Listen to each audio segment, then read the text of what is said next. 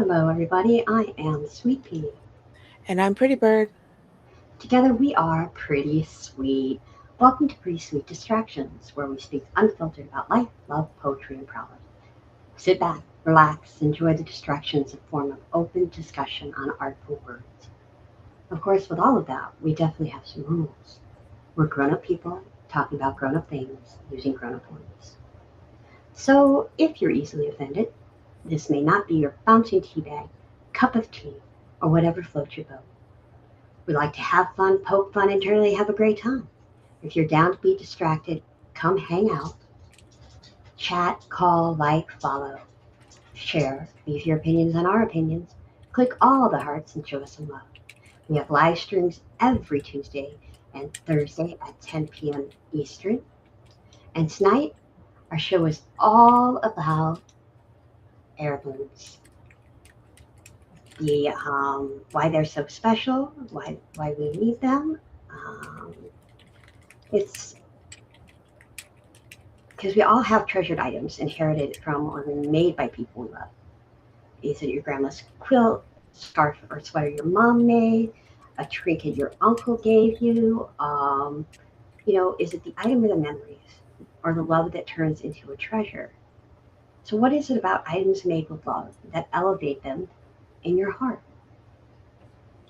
Well, for me, absolutely, without a doubt, I have gotten some of the greatest gifts from people that I love. Just things that have been crocheted, things that have been knitted, things that have been in my family for a very long time. Um, there is this knitted kind of like a quilt. It's not really a quilt, but it's more like a little throw over. And it hung on the back of my grandmother's rocking chair. And it's not the prettiest thing. It's got like orange and black and green in it, but it means everything to me because it did hang on my grandma's rocking chair. And so I still have that. And, she got it from a friend. I didn't know the friend, but it just is so special to me. And it was given to her as a special gift, too. I mean, it never left her rocking chair. It was sat there for decades, for as long as I can remember as a child. So now that I have it, it means even more. And I don't think, obviously, her friend even knows because technically they'd both be over 100 years old, but that's beside the point. But it's still with me. So it's got to be at least 60, 70 years old, this crocheted throw. And is it the throw exactly that is special to me? Or, I think it's really the idea that it was my grandmother's. And that's why it's so special to me. It was something from my childhood. So that's why it was so special to me. The other thing that really keeps, heirlooms and things like that important is it represents family history. Sometimes you can literally tell your family history in items that are just kept either by friends or by relatives. Like my uncle used to make these great rocking horses out of wood, and they were amazing. They would just, with the hair and everything else like that, it was just beautiful. And almost every niece and nephew got one. And unfortunately, I don't have mine anymore. I gave it away to another friend. Um, but I remember it. But that friend desperately needed, something. So I hope that it's treasured and loved there. Uh, we go through life, touching things and, looking at things and going, oh, that's something that I'm always going to remember. Um, whether you're in your grandmother's house, your cousin's house, your mother's house, whatever it is, there's just those things that remind you of great memories. And then, of course, I'm very lucky because I have several things from my girl that have just immediately meant something to me. They are made with love, they're made with care, they're made by, as I like to say, master hands. And immediately they become cherished items. Um, later tonight we'll talk about one of those very cherished items in my collection. But I cannot believe how generous and how beautiful. And I look at stuff like that and go, oh my goodness, I could never do that. Although I'm trying to learn how to crochet. It's been a very long process, and thank God people are patient. But I just think that they represent so much, and I'm hoping, one of the blankets you made with me for me is given and shown to my kids, or it lasts another 70 years too, because that's how special it is. It's a symbol of friendship. It's a symbol of giving. It's just time. I mean, the time people take to make things, either knitting, crocheting, carving, whatever, is their time. They're doing it for you. And it just, for me, it blows my mind that someone would sit there and do all of that just for me. Take their time out of their day, work on a project. So I think there's so much more to just, a treasured item. I think it reminds us a lot of the people that made them, or the history of the family, or where we can come from. So that's kind of my take on all the, why we love them so much. So, Pretty Bird, your take on it?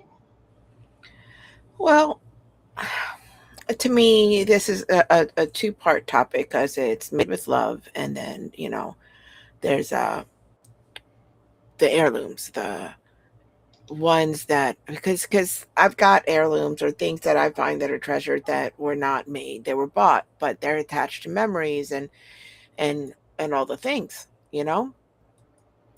and the difference. I don't know that there is a difference for me.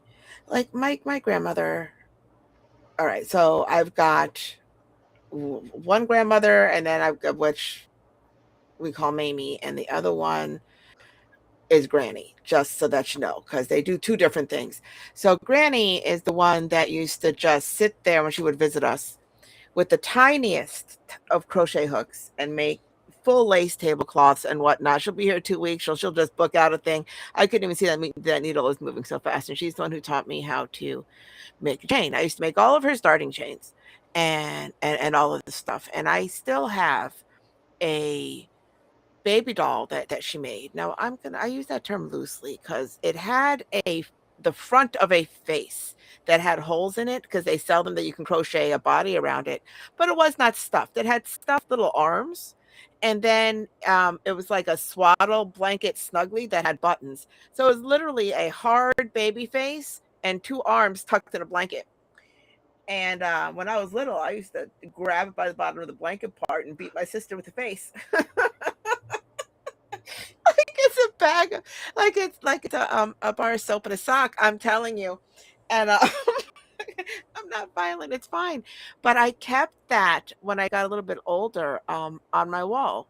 And it reminded me of my grandmother, and I still have it. I don't know where it is right now because I've got things in boxes. But I have that, and I will have that forever until I find somebody that will cherish it to give it to. And and it's funny because she made us slippers when we were Wow. growing up, and my sister had asked me for a pair of slippers. I said, "I already made you a pair of slippers." And then she said, "Well, it better have a pom-pom, so it needs to have a pom-pom." And I did not make her slippers with a pom-pom. And, I still have the slippers because I can't with the pom-poms. So, I was like, I will get them to her eventually. But, she wanted them because that's how my grandmother made them, and we haven't had those, slippers are something that is worn, they get worn down, the yarn breaks, they end up being worn through, and, so she wanted them so that it would remind her of Granny. So even if it's not made by the person, if it's reminiscent of them, it can still hold those memories as reminders, which I find kind of lovely that things do that.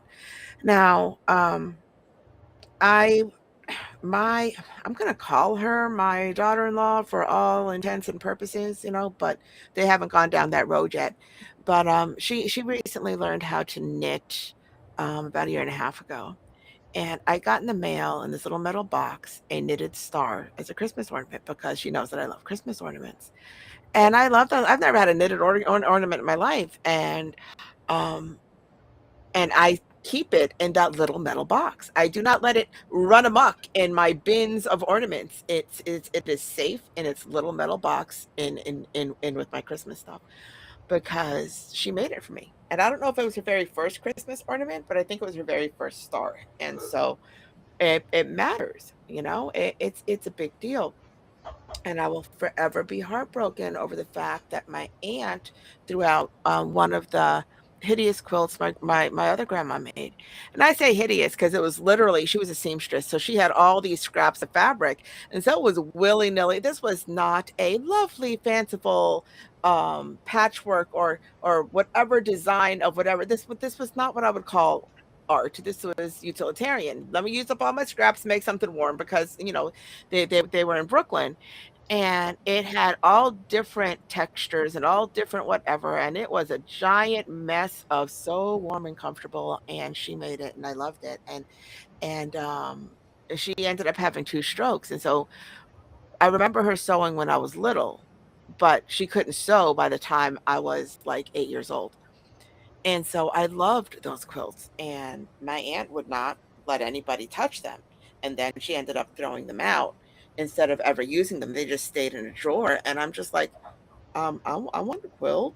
And nope, gone. And I was heartbroken, absolutely heartbroken.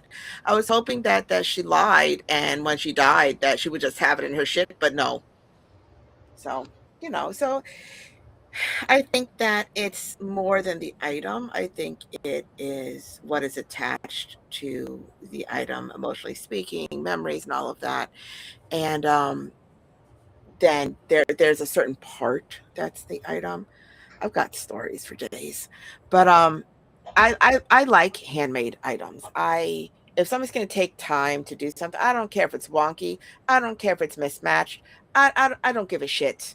If they took the time to make it for me, it matters. And um you'd be surprised how many people are just like, yeah, whatever, you know? And which sucks, which makes make which okay, listen, I make a lot of things, and I will happily just make things for people willy-nilly because it makes me happy to do that, to think of something that reminds me of them, and I'm like, "Ooh, I know what I'm gonna do," and do a whole entire thing. Like the scarf I made Sky that I was so anal about. It was ridiculous. And her face when she opened it was worth all the stuff. I learned a whole new thing and all the stuff. I get that I'm extra. It's okay. But it doesn't mean to me making things okay, so I guess that's I hate the term love language because it means different things to different people regardless. But I like making things for people. I like doing things for people. I like giving things to people. I do. And so it means more when they appreciate it than the ones that are like, okay, so I'm gonna tell you a story. I bought and had imported from freaking Holland this fancy fucking cotton yarn in a beautiful uh purple to blue to pink gradient because someone I know is always cold, and I was going to make a wonderful scarf because I got gifted a scarf that they're just like, well, that was supposed to be mine. Well, they gifted it to me. I don't know what to tell you. And so I was going to make her one out of this beautiful yarn that was not cheap. And I got, I don't know, so far. And then she's like, maybe you can make me something else. Or maybe I don't make anything at all because what the hell is that? And I still haven't finished it. I tucked that yarn away. I was like, fuck this. I did end up when I went home, I made her a whole sweater and shipped it, and I didn't ask her anything about anything. And because I know she's still cold, I just wasn't going to use the fancy yarn. So I don't know. I get weird because I make things, and so if I feel like it's an expectation, or they're going to be picky, or they're going to just be rude, then I'm just like, well, you don't need it then, do you? So I'm also a little bit petty and butthurt. But generally speaking, if they will allow me to, I will make everything all the damn time. I will make a sweater for your dog. I will do all the things. But as far as receiving, I don't get a lot. I know that yeah, I just don't know a whole lot of people that make things. Everybody that makes things that I know are kind of like in my family. I don't have very many crafty friends or whatever. But so I have a fucked up story. If we have time for a fucked up story. Yes, no, maybe so. We always have time for a fucked up story.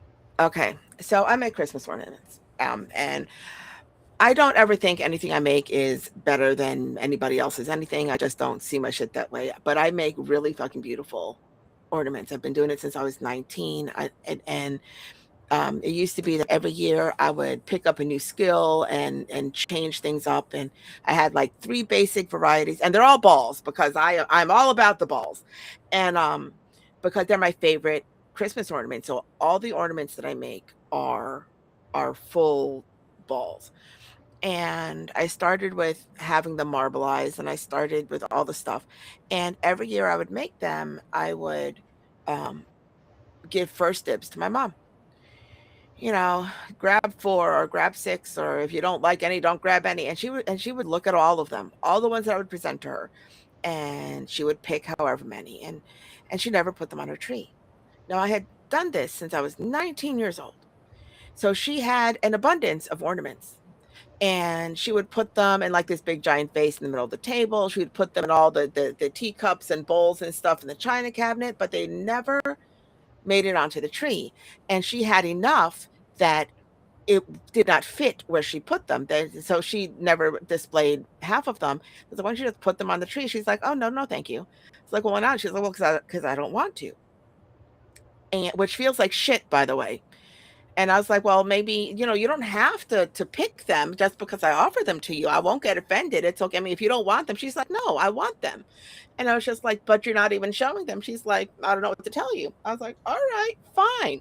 So fast forward 15 years, and I don't even live down there anymore and all this stuff. And the youngest grandkids that were in the house were now like 12 or 13. And I get a picture on Facebook. Like I see somebody posted on her Facebook because she doesn't know anything about anything back then anyway.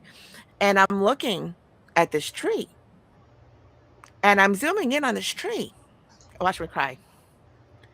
And every single ornament I ever gave her was on that tree. There was no other ornaments, no family ornaments, no kitty ornaments.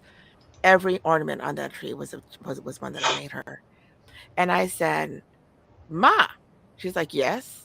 I was like, you put my ornaments on the tree. And she's like, I couldn't put them there when the kids were little and we had a dog running around because they would break. Well, you could have freaking said that, you know? I was like, I thought you hated them. I thought you were just being nice. And she's like, no, I love them. So she saved them so that they wouldn't get broken. And it was several years that it was. And when she died, they're still in a box in the attic because I told everybody I get first dibs. I was like, I made them. I want the ones that I want, the ones that um, she reacted most to when I first showed them to her. Which, and so because I'm never down there around Christmas, we haven't gone through them. But they won't pick out the ones they all want them. All my nieces and nephews and my kids and my siblings, but not until I get to go through them, and that's going to be a very hard thing to do for all of us. But yeah, so I spent a decade and a half thinking that you know she didn't want to put my shit out anywhere because no, and she was just saving them. So That's a beautiful story. I yeah, don't see where. my Yeah, family's ass backwards, just like she would never read my poetry ever. Never. Just, well, no, thanks. No, I don't want to. I don't feel like it. Yet she would come to find out again years later that she would tell her friends, "Oh, you have to read her. She's amazing." And the only time we ever read anything together back and forth like normal adults was like the day before she never came out of the hospital. And it was I had her last good day all to myself, and it was all of that and all of the stuff, but she could not look me in the face and read anything and tell me anything nice at all ever. I don't know what that was about, but that's how I grew up. So, yeah, I will never understand making somebody feel like their shit sucks or doesn't matter or isn't important or isn't a thing, and secretly being proud. Just be proud out loud, people, on all the things. Do not gatekeep that shit. Yeah. Okay, enough stories about my dead mother. We're fine. Sorry, you made me joke. We I have lost so Breck many of again. my own too. Um, Good Lord. Oh my God. I one of the greatest treasures I have though that's kind of a family heirloom, and I know you have some of your mother's, is I have my grandmother's book of poetry. So I mean that is the coolest thing to have. And one of her journals because she talks about the end of World War II and my dad running on around the street and all of that. So I am elated to have some of that because she these journals and stuff really talk about her life and what she went through when she was put in an orphanage at during the depression. They just left her there, and then so she has poems about missing her family and things like that. And then there are this whole thing about when um, her husband left her for her best friend and raising my dad on her own and doing all of that. I mean, it is just like reading, all these things. It's just all right there. And I'm having a really hard time like preserving it because a lot of it was done in pencil. So the older the paper gets, the more it fades. So I'm really worried about not being able to pass that one on.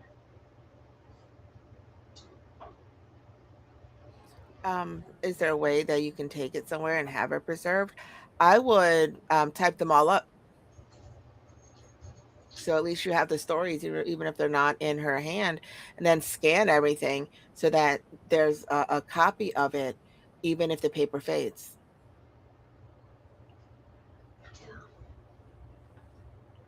Yeah, that's a good idea. I never, she literally wrote down every rule there is for like poetry and English and grammar, and I'm like the worst.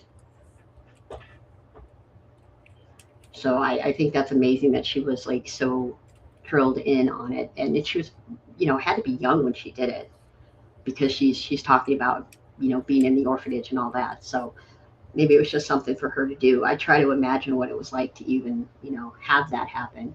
So it's like you said, those things that bring us back to everything that we are. It's amazing. One of my biggest problems though is I also remember conversations, but you can't hold on to those. Or that's just me. You I can love a type good those up too in conversation. stories. Yeah, the what's been passed around forever since the beginning of time is through stories. So and all those, like you said, the heirlooms or the things that are made is part of a story that you get to tell and share your family history with. So I think that's gorgeous. Oh. Oh my God, I'm looking at our poetry board and I'm like, where's the stuff I wrote? Oh yeah, you never put it up there. Okay, that's my bad, but oh good Lord. Um, should wait on Rack, I think. What do you think? You think? I'm I sure he'll don't be know. back. Hopefully. I mean, it I has hope. been a hot minute. It has been a hot minute, so I still want to wait a little bit on him. But we do have Buto on the board, so since he's here and he's all not too shabby right now. Um, would you like to read him? I don't see it on the board.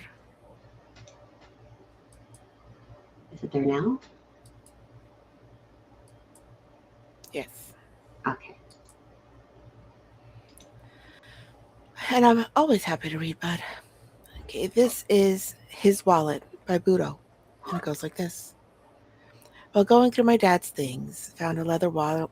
I'm gonna start over because I did not do that. That was just crap. I am so sorry, but I love you. We're gonna give you a fresh start.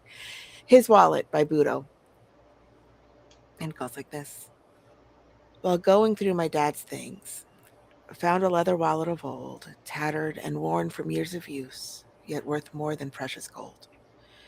I was rather hesitant to open it, not knowing what lay inside, and when I finally peeked into the folds and found a black and white of his bride, and the back was his handwriting. Rudy, please send back this photo. It is the only one I have. Tears flowed freely and held tightly, so as I left the house that summer night, I thought of what we had found. It was only the leather wallet bound close to self, safe and sound. I think of my dear dad often as I look into the folds, and with that finding reaffirmed it worth more than precious gold. And poem. You know, I think that that is on par with the inherited poetry. It's those memories, the pieces of someone we love that are true to who they were in life. And because memories don't always serve as factual, you know, the good ones are inflated, the bad ones are written off, or or vice versa, depending on family dynamics. And and it's usually somewhere in the middle where the reality of those memories exists. So when you have something that is patinaed and worn from use, from somebody loving it, from somebody trusting it to keep everything that they hold dear safe, it matters. And there's an energy to it, and there's a softness to it, and there's a smell to it. It's a tangible piece of um, of their essence, and that there is a picture of his bride and whatever else he's got folded up in there. It's all the things. And sometimes just running your finger across it will spark a new memory that you thought you had lost, because it's like, oh, I remember the time he pulled this out and all the stuff fell out of whatever in the middle of the 7-Eleven and yada yada blah blah blah, whatever the story is. And it's beautiful. And and I love that. I love that because it's like the watch that they never took off, that set of keys on a chain that sometimes people just fight for because everybody wants that chain. And it's not that it's a gold chain, it's just a keychain that is attached to a belt loop. But if it reminds you of somebody, it reminds you of somebody.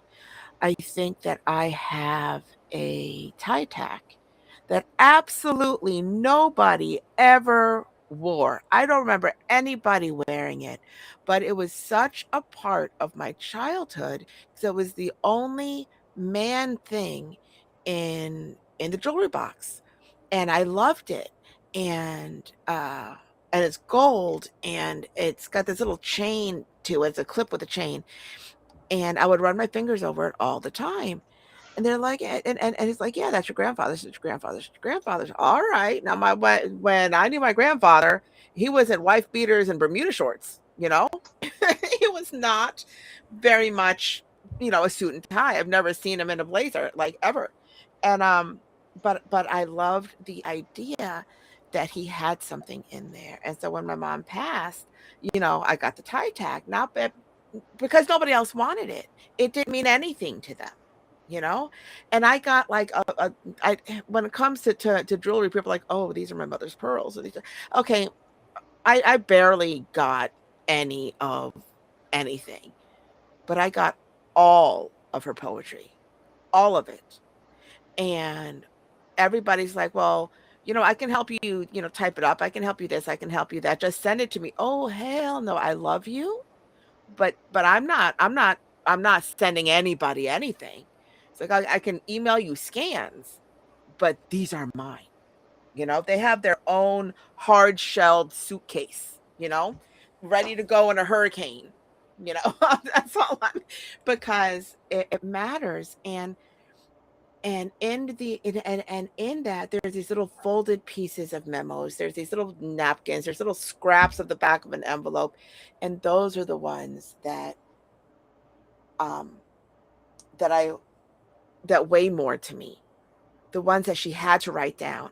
It's different when you sit down. You've got your full journal and you're writing all the things. There's an expectation of something, but when you're in the middle of doing something else and you have to write this down so you don't forget, those to me are the diamonds. Even if they sound stupid when I read them, it's a moment that represents something important enough to her that she had to stop what she was doing. And I get to hold on to those, even if I wasn't there for them. And it matters. So it's these little things that look like junk to other people that matter. My husband's got his father's pipe. Now, his father's pipe, he's the only person I know that ever smoked a pipe. And he would never smoke it in the house. And he would like go driving around and smoke it. So I barely ever smelt it. But when it was cool out, so usually between Thanksgiving and Christmas, um,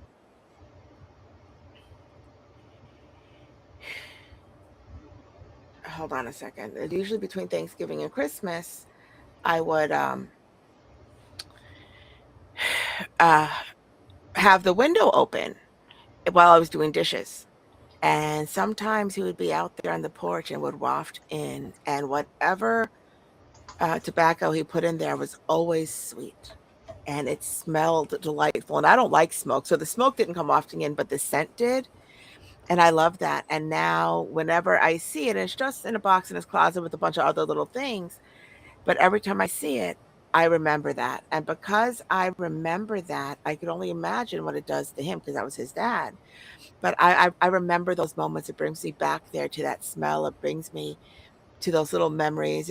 And one of which was I was okay. So I used to sing in the choir, and I had whatever solo, whatever the fuck. I can't sing, but apparently church people don't care. And so I was singing. I was singing Christmas carols for the little Christmas pageant and all the things. I'm singing and I'm singing and I'm singing, and I'm smelling um the pipe. And it didn't occur to me that he wasn't supposed to be home. I don't know when he got home, but I was just like, "Oh, I smell the pipe." And I actually look out the window to the left, and there he is. And he didn't tell me, but he told his son very much that he didn't want to interrupt me because apparently I sounded lovely. And so every time I see that pipe, my mind goes there, and I think it's amazing how little simple things, a wallet, a picture, a pipe, pulls you back into memories that hold emotion, and they pull it to the surface. And it's not that it's melancholy, bittersweet maybe, but it's that it's beautiful and it's lovely and it fills you up with love in that moment. And I think that you depicted that perfectly, Budo. I think you're absolutely right that it is more precious than gold. So, Sweet Pea, your thoughts? I don't know if it's old school or something we just don't do anymore because we have pictures in our phones. But this reminded me of my father also because he had a picture of him and my mom on their wedding day, and it was so faded and it was so just worn. He had put it in every single wallet he ever owned, and it's just something that rings so romantic and beautiful to me. So I think to find that not only is a testament to your dad's love for your mom, but or his bride, it's just a testament to what kind of man he was, generous and caring, and just always having that close to his heart. Well, not exactly his heart, but you know what I mean.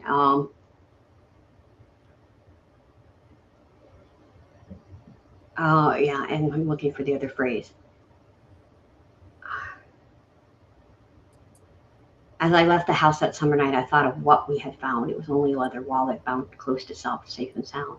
But was it just a leather wallet? It was packed full of memories, and just knowing that your dad's hands were on it, and it was part of his, just his world. You know, one time my oldest son wrote a um, paper. This is kind of a side story, sorry, on the I think the Civil War, and he wrote it from the perspective of a $5 bill. Like every soldier that had seen it or was a part of it or where it traveled or where all of these things. And I think about that, where was your dad with his wallet and what memories would that bring up? Because it does tell his story. And I think that's kind of gorgeous. And by the way, my son failed that assignment because the $5 bill wasn't around during the Civil War. But it was a great idea. But anyway, that's what I have. It's that, you know, where's it been? What do I think of my dad? Because I'm sure it was more than just the picture you thought of. And I really enjoyed this because it means a lot. All right. Did we get Rock back? I see him in blue. Rack? Yeah. I didn't realize that was a question. Yeah. Yeah. Also, your camera's on. I have the camera not showing, but your camera's on, just so that you know. Oh, lovely. Don't do anything naughty. Not that anybody can see it, but uh, no, I. So, do you have any words to say on the poem? He didn't hear it. Oh, okay. I didn't know if you. Yeah. Okay. Never mind. I'm being dumber than dumb. Um, I was like, I thought maybe he read it, but that's not, something that would have happened. Good Lord. So, Rack, do you always carry a wallet? I'm trying to fix the camera thing. I can't hear. I'm not paying attention. Okay. Never mind. I've I was, got your camera off, like you're just not on screen, but we can still hear you. It was just leave my OCD alone. Understood. understood, understood, understood. So now that Rack is back, Oh, and maybe he's not paying attention. when he gets himself situated, we'll do him. Yeah. So we'll start with one of your many, which is thank you. I'm glad you have all of that there. Oh, we don't have to do all of that. That's just in case, because I get nervous when there isn't anything. I know. So here's that one for you. We're gonna start with depression, I'm assuming. Yes, always. Yes. Okay. So maybe not yet an heirloom or a treasure because I'm an emotional a-hole. This is a fancy knotted thing by me, Pretty Bird, and it goes like this. I designed on a string, from my heart to yours, the twists and loops of yesterday. Celtic rings and tactile squares, a monochromatic dream sequence, and patchwork futures of sutured memories. Large squares of Bay Bridge yesterdays, smaller ones on seagull's wings. I'm still working on a future. Every stitch in time lost and loved. It smells like me. A gift to wrap the long and lonely nights in love where months of me are woven into miles that tether my heart to yours. I'd hoped to be done by your birthday. It lies unfinished, a bin of fragmented dreams. Maybe I'll finish by Christmas, just to feel close to the ghost of you. End poem. Oh my God, that last line is a killer. Just FYI. But every stitch lost in time, lost and loved. It smells like me. Woven into miles that tether my love to yours. This is just amazingly beautiful. It just talks again, kind of what I was talking about earlier, is the amount of time and effort that's put into all of the things that are done. It's it just sometimes months and months, maybe even years of work that goes into all of that. So for all of that not to be able to go to the person that was done is heartbreaking. Oh, I just I don't even know what to tell you other than this is just extremely, beautiful and sad, and more than anything, it just breaks my heart. So, Rack, your thoughts? You did fix your camera, by the way. Okay.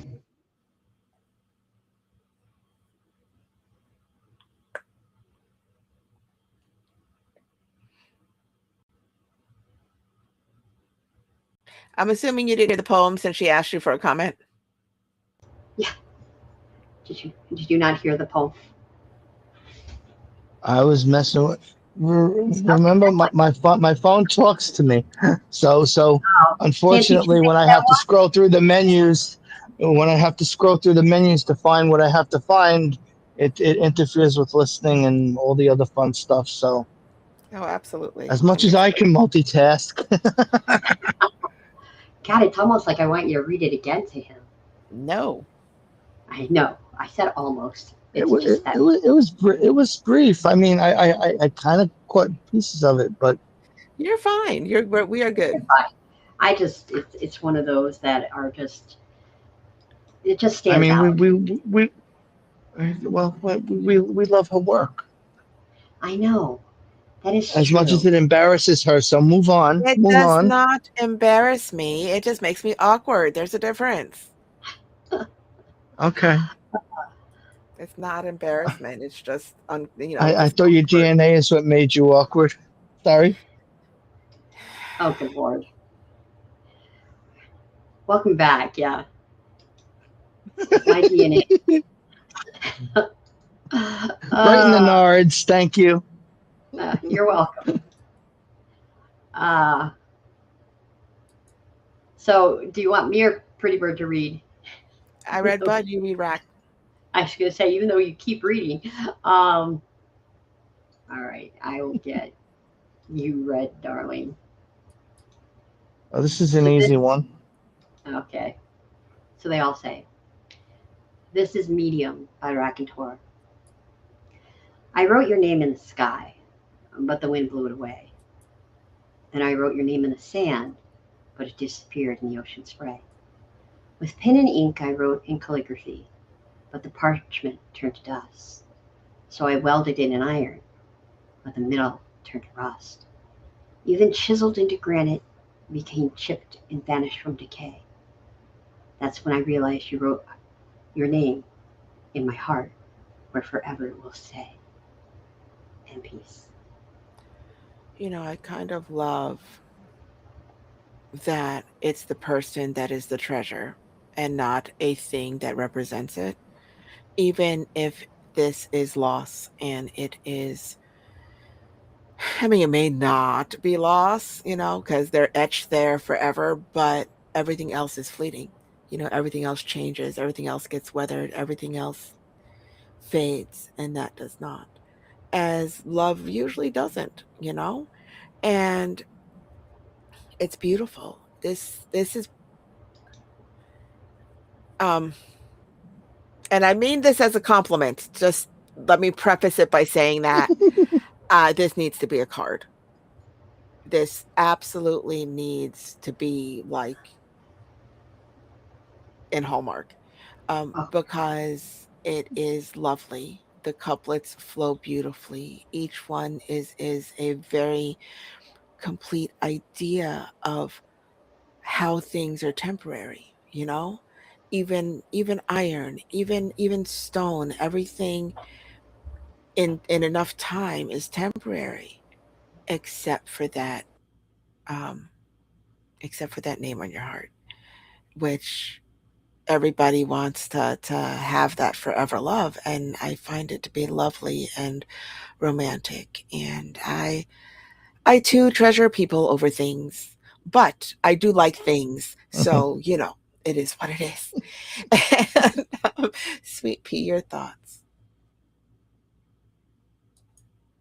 I really like this too. And I agree. It almost absolutely should be on a card somewhere because it expresses some really great feelings and kind of goes through, it doesn't matter what I give you or what we give each other. It's really about where we sit in each other's hearts. And it does rhyme beautifully. But I love the idea that, sky and sand and calligraphy and iron and granite, and it's all just there in your heart. And it's still there, regardless of what may happen. Time goes by, old age, everything. That person's still there. So it's got a lot of punch and a lot of love in it, and it's absolutely beautiful. So thank you, dear. That is gorgeous.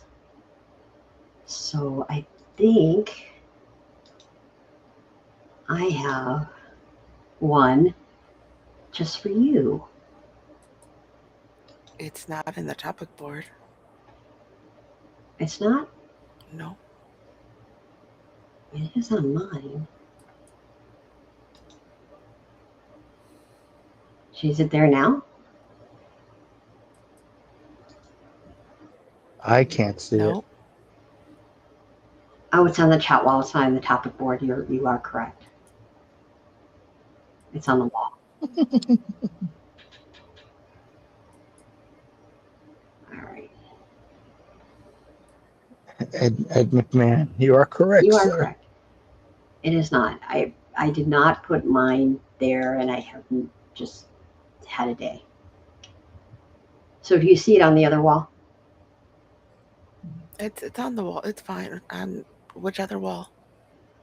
The one we talk on, or the group message one? Oh yeah, no, that's there. It's that doesn't hide. That doesn't get refreshed. It's there. Okay. Thank you.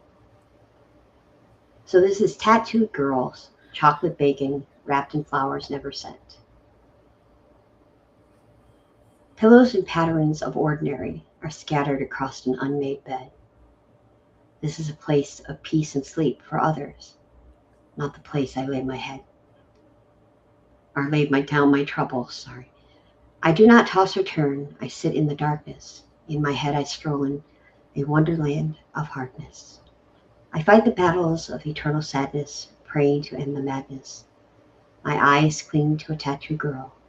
She has the power to change my world. Framed in glass, she is my compass, guiding me into a reality outside the roughness. Sent with love, no attachments, reminding me that the world holds no judgments. Eating chocolate bacon sent by him, I realize tears and laughter hold hands as friends, calming fears that never end. And Paul. Oh, I do so love chocolate bacon. You know, here's the thing. Sometimes we do things, these just because things, these little things to make people smile that in the grand scheme of things don't really feel like anything, but to whoever receives them, if it's just at that right moment, it is everything. And um it takes more than a fleeting bit of perception to know that about people. You know what I mean? And so I love that because that's what love looks like. It looks like that care package. It looks like that random gift. It looks like whorehound candy. It looks like all the things, you know. Oh, yes, it I does. I absolutely love that because especially if we're stressed or down or whatever it is. I got a package that had the best freaking beef jerky and other goodies in it. Um when I had recently gotten out of the hospital after, COVID almost killed me. And it was the best thing ever. The way I hoarded that, or the individually wrapped cookies, and again, the way I hoarded them little suckers, I cannot even tell you. And because it's not just that it's, tasty. It's that every bite, every time you hold it, every time you smell it, every time you think of it, it represents somebody cared enough about me to go out of their way to gift me this, to go out of their way to put a smile on my face, to go out of their way to make me feel less alone. And that matters so much when we're having those moments where we feel invisible, when we feel overlooked, when we feel overwhelmed, to have just a little surprise. Here you go. It is all the things. I mean, and if you're anything like me, sometimes it also leads into, well, if my friend that isn't supposed to know me as well can do it, what the fuck is wrong over here? Because usually I feel invisible, surrounded by the people that are supposed to love me. And but it's usually, to be honest and fair, it's usually my own unfortunate mental state that perceives things that dire. And but it's a lovely and beautiful thing to be sent anything that is, and there's something sensual. I don't care how innocent it is. There's something sensual about chocolate melting on the tongue that just feels decadent. And because of that, even if it's just a bag of Hershey's Kisses, the way it melts and it lingers, it lasts longer and it feels like joy, at least to me. And that in and of itself is just, adds exponents to the emotion, because it's tactile and it lingers and it's softness and it's love and it's thoughtfulness and it's all the things, and the longer it lasts, the more it's felt. And I kind of love that. Oh, So thank you. raconteur. So since this is a poem for Rack, and all he does in the chaos called Sweet Pea, those are her author's notes, by the way. What are your thoughts? Oh, he went Oh, away. we lost him. Oh, that's so sad. That was, yeah. Well, maybe you You know, can I read it again later okay. Well, when he pops back up later. I've gotta say that he does so much and he listens and he's giving and generous, and I once you get rack under your skin, you have rack under your skin forever. So that's just the way it is, and there are so many other things that I thank him for. So, but the Tattoo Girl by Laura Zombie is something I wanted forever and ever and ever. And he just happened to hear it in a conversation. And the next thing you know, I got it. And it's hard. It means the world to me. It really does. Absolutely. Yeah. So it is time for our announcements. Announcements. So So we tomorrow, have, oh, go ahead. No, it's all yours. you're fine. Yeah. So tomorrow's our pretty sweet story time. And we do that once a month where there's no poetry. Everybody gets the link to join the studio. You can call in, tell your story, play earworms with us, because it is earworms part 2. So this is oh, darling, do we have a fun show for you. So when you hear a note and it reminds you of a song, especially if those songs come with a story, we're going to be singing ditties, sharing time. And when that song gets stuck in your head mid conversation and you just can't shake it off, pass it off to someone else. It is the bothersome earworm and it is contagious. So that is tomorrow night at 10 o'clock. And that is everybody calls in, everybody gets sidetracked, everybody's going to be sharing unfortunate earworms, and it's going to be a good time.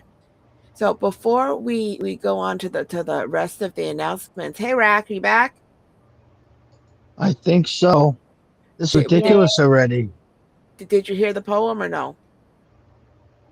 I did. It was incredibly beautiful. Thank you. So the author's notes, since you were not here for that, um, now I have to go back there and find it. Gosh darn it. The author's notes were a poem for Rack for all he does in this chaos called Sweet Pea. Yep. So that was for you, in case you couldn't figure it out. Oh my I, goodness. I All am right, definitely. so go ahead. I said I am definitely chaos. So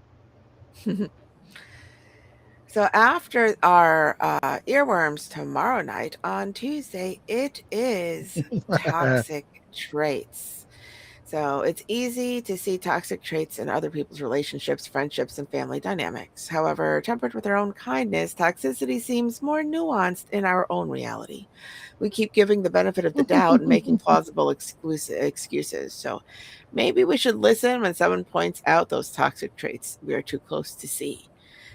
That passive aggression, the criticism, the stonewalling, the Darvo reactions, the gaslighting, all this shit of shitty people. That's on Tuesday. It sounds joyful, doesn't it? it does. you can't you It's can't you can't say toxic after earworms. I'm sorry. OMG. oh. And coming up on Thursday night after that on 8:20, we're going to do emotional echoes. When someone touches your life in a very real way, no matter how small, it lingers. We may not even notice at the time, but years later, those emotional echoes suffer as they cross our surface, sorry, not suffer, surface as they cross our minds. Maybe some of them might make you suffer, but so that's coming up on Thursday, after toxic. I love that subject. Um, Stop that! Stop that! No. So you can find pretty sweet distractions everywhere you find a podcast. We're talking Apple, we're talking Spotify, we're talking Podbean, and we're everywhere. Just follow those red shoes into hours of distractions that will either make you laugh, make you cry, or say, oh fuck. Anywho, so we want you to like and share, give us your opinions on our opinions.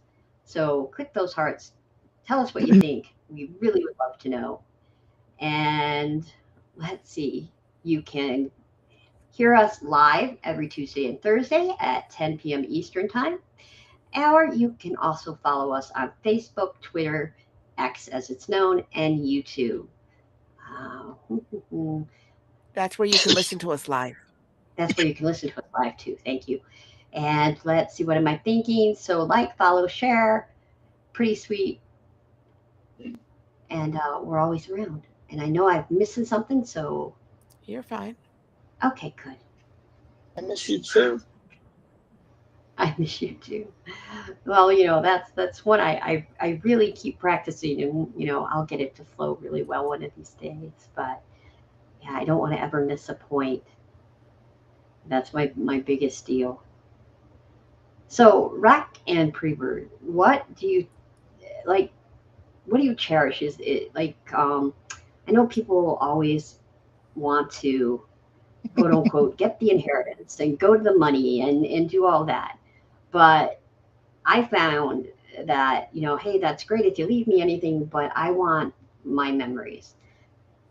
There was a little English tooth cup holder in my grandmother's glass cabinet. Everything I got from my grandmother. Oh, Um, that I now have that sits in my glass cabinet. And every time I pass it by, I just remember the smell of her house, going upstairs. I remember playing with my friends that because one of my friends, her grandmother lived downstairs from my grandma. And it just brings all of these different moments just by a quick glance. So sometimes they're the tiniest little trinkets that you could ever imagine. And this one is definitely it's itty bitty, but it means the world to me. Now, I don't know if you guys do what I do, but I collect not a lot of things. I really don't. But I do have little trinkets in my glass cabinet that remind me of anything that I've been on. Like I have a palm tree, a little tiny silver palm tree for Hawaii. I have a little tiny greyhound, which is kind of sick and twisted. Side story: my son actually had his arm bitten and shooken by a Great Dane. Sorry, not a greyhound, a Great Dane. So I have this little gray Great Dane in my cabinet, and every time he passes it, he's like, "That is never going to come to me. I don't know why you have it." But it was such a crazy night that night that I saw it in this little antique shop, and I went, "Oh, I have to have that Great Dane." And it's really no bigger than my thumb. But it reminded me of the whole story that my mother told me about the night my son got bit by this Great Dane. And he ended up with over 200 stitches. It was quite the bite. Um, I, so the story that goes with the Great Dane is my son and his brother were in Georgia with my parents. They were spending a couple weeks for the summer to go hang out with grandma and grandpa. And the way my mother told the story, it's just her facial expressions, her hand gestures, and everything that make that tiny little greyhound or Great Dane, damn it, so special to me. I have greyhounds on the mind because I play with them. Um, but so she's telling me this story about my oldest son, sorry, running through the woods, just running his ass off. And so he comes up on grandma and grandpa's front porch. He's got cuts and scrapes and he can't breathe because he has really bad asthma. And all he's doing is crying, "My brother's dead. My brother's dead. My brother's dead." So they have no idea what happened. They have no idea where he is in the woods or whatever. But my son told him, "Well, he's up here at this house. The dog got a hold of him. He was shaking him." So all of that was going on. And then, of course, so my oldest son is having a severe asthma attack. My younger son is bleeding profusely. And my dad obviously grabs the boys, throws them in the back of his car, and starts going 100 miles an hour down the highway to get to the hospital. So, of course, the state trooper comes and is riding behind my dad, and his lights are out, and my dad's just waving him away, like, "Nope, I'm not going to stop for you." So finally, somehow he sees my son with the blood and all that, and he ends up escorting them to the hospital. By the time they get to the hospital, my dad is having heart problems. So my poor mother is there with two of her grandsons, one with a severe asthma attack, he's taken in the back. One who needs massive stitches, so he's taken in back. And my dad, who's having heart problems, he's taken back. So she has 3 rooms in this emergency room going back and forth, back and forth, back and forth, back and forth. And so all of that rushes through my head simply because of a tiny little, no bigger than my thumb, Great Dane thimble kind of thing.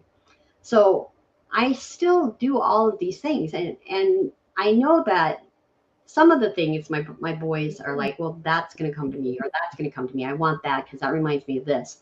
So I have like little Spider-Mans and little Batmans, just different stages of their life, and those are kind of my own heirlooms. And I don't know where they go. They may all go in the trash when I die, but they mean something to me because they are just, important. So I don't know if you guys do that.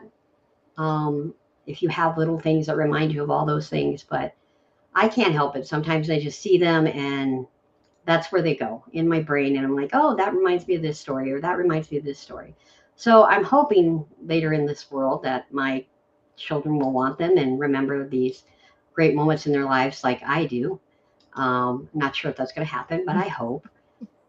Uh, So do you have any trinkets like that at all, either one of you? No.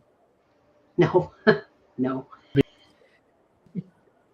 I mean, I tend to save stupid things like a bottle cap from the first time we tried whatever on vacation, and or the uh, um the first time that uh I shared a bottle of sake with someone that I barely see, and we okay, not a whole bottle, but they had them up as decorations whenever they finished one at the restaurant, and so they're like, "Yeah, I'll give it to you for $3." I was like, "I'll take 2." So we each have one, and then it's beautiful. There's this kind of beautiful crackled blue, and I'm just like, "Oh, so that kind of lives in my china cabinet," and but not things like that, Mm.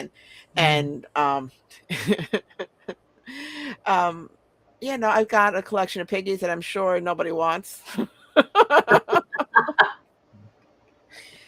But you don't know that. I'm sure somebody's going to want your pics I know a somewhere along bulldog the that line. wants them. I know the And I right? know a Well, not my bulldog little that wants them. figurines. She can't have the glass. But, like, I made my nieces, bouquets and bridesmaids bouquets, and her theme was, The Great Gatsby. So she had these big ostrich feather fans and table I did all the things. And she was very specific about what she wanted for her bouquet. So it was a lot of brooches with some floral. So I got a beautiful rhinestone Hello Kitty because she loves Hello Kitty. And I kind of tucked it in there on the side facing her, right, just facing her where nobody else could see it. And she didn't notice it. She had it for the whole night before, and she didn't notice it until I showed it to her the day of her wedding, like before she walked down the aisle. And it was, I was like, "Don't ruin your makeup." She's like, "But," I was like, "You're, it's fine." Don't ruin the makeup. But Whatever you do. But it was the cutest little thing, and it reminded me of her. How could I not? As soon as I saw it, I put it in there, and she still has it. And she got married about 10 years ago, and it was just a few months back, and she's like, "Will you be mad at me if I take it apart to save the brooches?" I said, "I took the pins off of all those brooches so I could wire them bitches up, but okay." So I don't know if she's going to make another art piece, put them all around a base, or do whatever, but she wants to save them and always have them into something new, which I think is going to then end up being her own type of something to remember things by for her own self. Dec- And I just love that I would be a part of that. I find that I love that she asked me. It's Decoupage. like it's yours, you know. Yeah. But She that's, so there are like living heirlooms too. They're not always like old or antique or from somebody, generations past. There are I mean, things that, isn't it technically what an heirloom is? well, yes, but I believe there are living, technically, but I believe in like the living memory too that maybe it's we're creating those heirlooms to be. But there are definitely special things that I have that aren't necessarily, you know, generations back or anything like that. Even though, yes, that is the true definition um, of an heirloom. But yeah, it's just I think that we still are receiving, things that will be in our hearts forever or passed down or things like that. So I think that's just beautiful that Well, you did that for your niece and Rack. it's the going in an heirloom. It's the fact that it goes beyond time than an heirloom. It's not necessarily that it's a picture or anything. Whatever it is, it's the fact it's held, in your memory, and it's not really going anywhere. I think the idea of it, pictures are nice, but if you've got it in your head, then you don't need stuff gets damaged and stupid things happen and people can be mean and you lose things and things disappear, but you still got your brain. Yeah, yeah. And life tells you, hey, yeah, and you can't have your memories all the time either. Screw you, Alzheimer's. I mean, you can't win.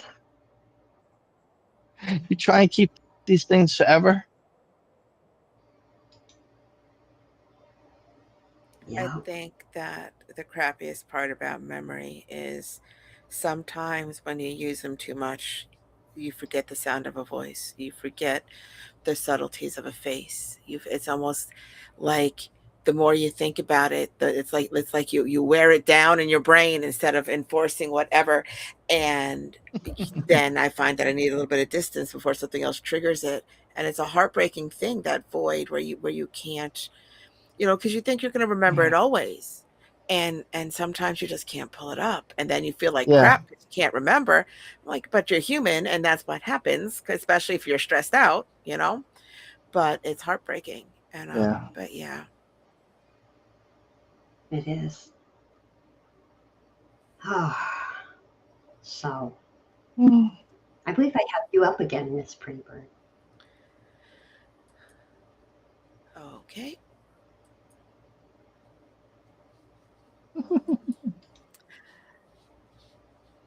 All right. This is the learning curve of hand stitching. Find that. You know what? I don't want to read this one. Okay, then I'm pick the one you going want to. to read. Well, it's not that I don't want to read it. It's just I'd rather read the other one. I'll pull it up. Okay, So whatever. this is perfectly fitting and fabulous. And if we have time, we'll get to it later. I'm not opposed to reading it. It's just because we're talking about my grandma. I have a thing.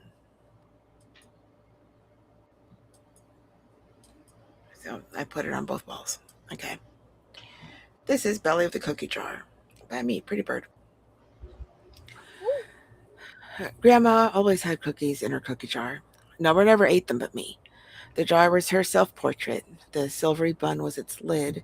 The slight clanging of it as it opened or closed, the smell of it, even the thought of it filled me with joyous anticipation of its internal goodness. When I was sad or did a good job, when I worked hard or was a good helper, when I was sick or had a rough day, but particularly when I was in trouble, that's when it was most special. She would sneak me off to the kitchen with a steady hand like that of a surgeon. She would lift that lid slow and steady without a sound, a feat I have yet to accomplish. Then, um, in silent winks and sideways glances, when the coast was clear, I got to choose a decidedly undeserved treat. It was in the belly of that cookie jar that I learned that she would always love me, no matter what. That cookie jar, abandoned and dusty upon a shelf in the back of a cupboard, recently found and cleaned, laid in wait upon the table.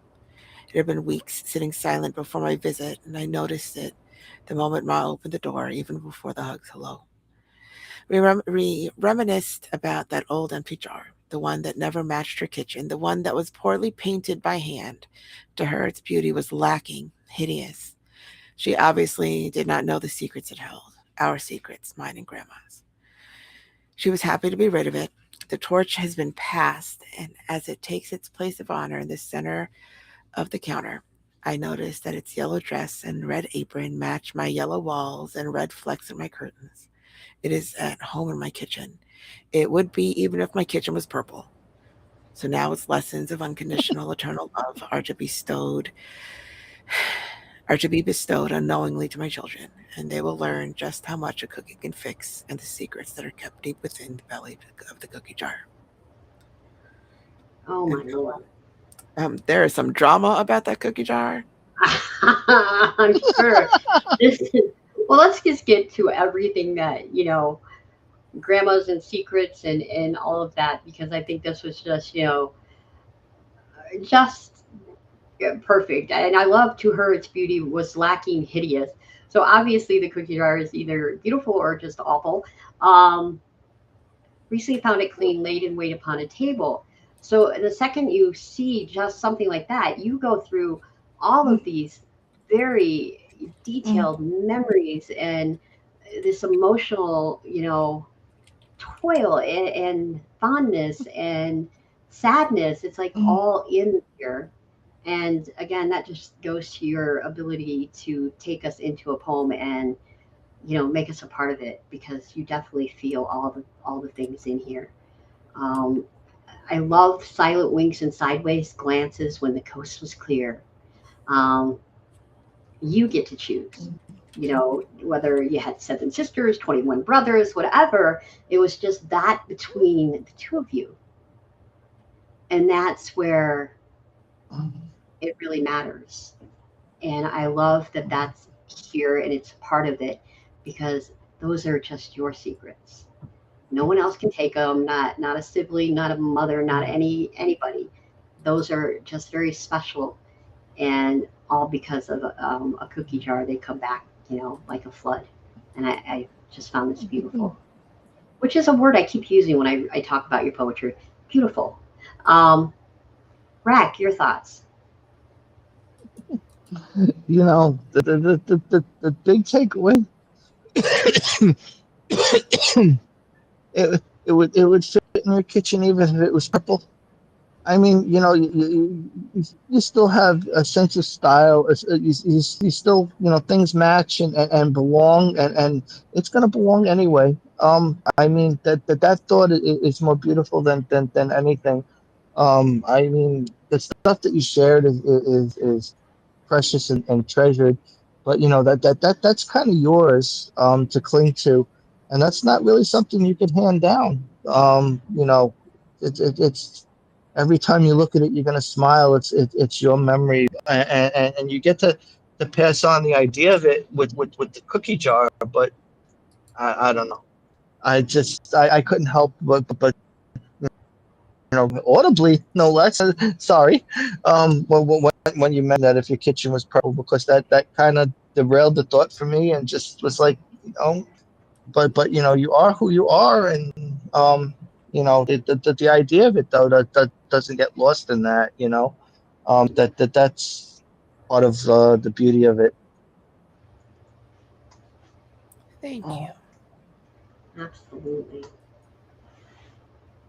Yeah. So what is the drama? Because you can't say there's drama and not tell Oh us. no.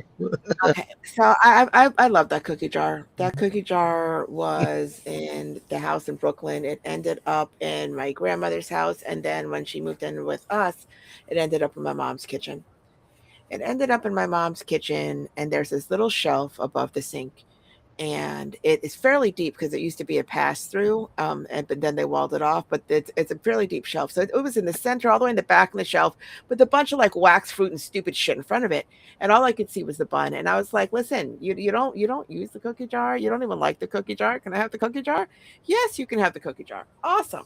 So she had cleaned it off and she put it in the middle of the table, and I was like, "Got that cookie jar?" She goes, "Yeah," and then she tells me this bullshit. I think I'm going to take it to the house in Puerto Rico. But I'll give it to you, later. And I'm just like, what the hell did you do anyways?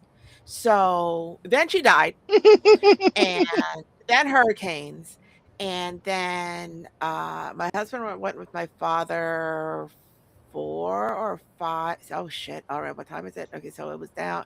So it's about 6 years ago, and it was after whatever hurricane, and things were all whatever, and water damage and all this stuff, and the house is a mess, and whatever it is, and I'm like, that shit's broken.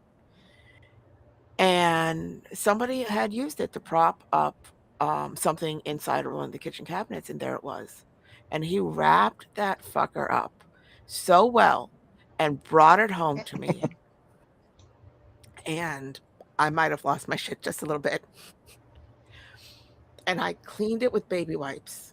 And it is not, in fact, on my counter. It is in my china cabinet under the lights, front and center. And the thing is that uh, when I went down south about a year after I got it, my father had asked me how it made it. Like, 'cause I never mentioned anything. He never asked me about it. I didn't think of it, right? Um, and I was like, "Oh, it traveled beautifully, yada yada, blah blah blah." And I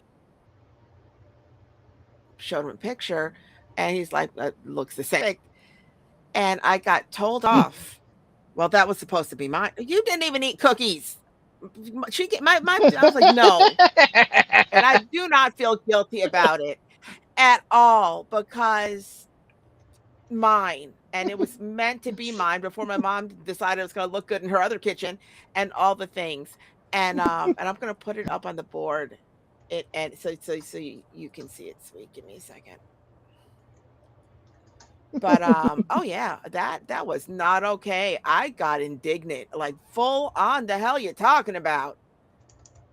It's like, that is mine. Oh, that's a massive picture. I am so sorry. I copied it off the internet. It's gonna take up the whole screen. You There want you it, go. so it's mine. And that's a squatty looking picture. It's taller than that. That did not translate well to all poetry. But it looked like my grandma, glasses and all, apron and all.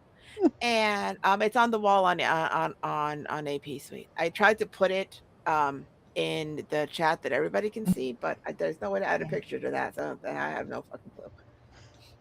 Yeah, I Um, don't know how to do that either. So hey, we're gonna have to learn that. but anyway, yeah. So I I well, why is IMG that yours? It's SRC. supposed to be mine. I'm not putting that. No, on Restream.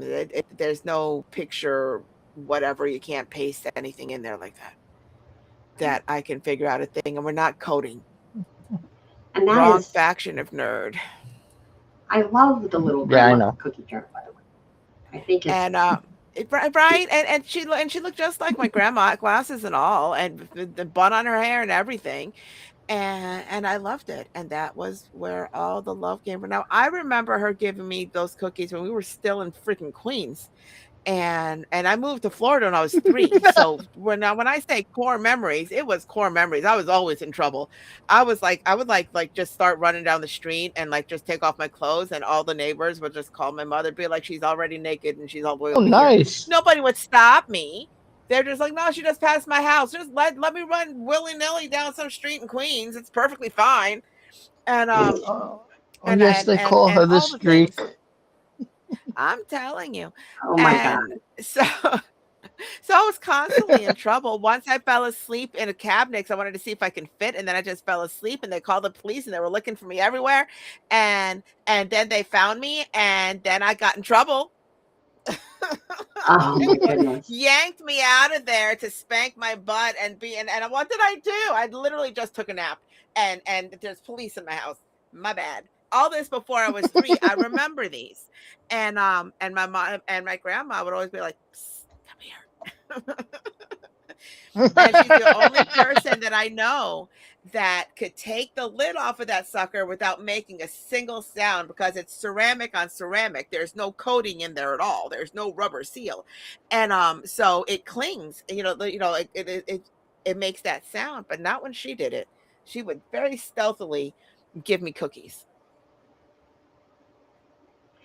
Oh, I didn't really get a lot of cookies from my grandmother either. That's funny, but she did teach me how to drink coffee. Huh? Yeah. Yes, that's what my grandmother did. She taught me how to drink coffee, not so much cookies. So I actually have me on the board. Maybe. I hope I didn't put up the wrong link, but No, you're there. okay. All right. So this is a pink crocheted pig. He is a pink crocheted pig, once just yarn in the hands of a master, a gift created for joy and laughter. He's a pink crocheted pig, held captive between the paws of Amadeus. What an amazing life he lived, crossing oceans bound in mud puddles, sleeping on couches warmed and snuggled. The best friend of an Australian shepherd, tossed about in a gentle mount, not a butthole loop demolished. Hmm. Kept in high regard, no other dog could touch him. Loyal to his friend until the very end. He's a pink crocheted pig, forever cherished. Sitting atop a wooden box, always there when I get lost, in the memories of a dog, Amadeus.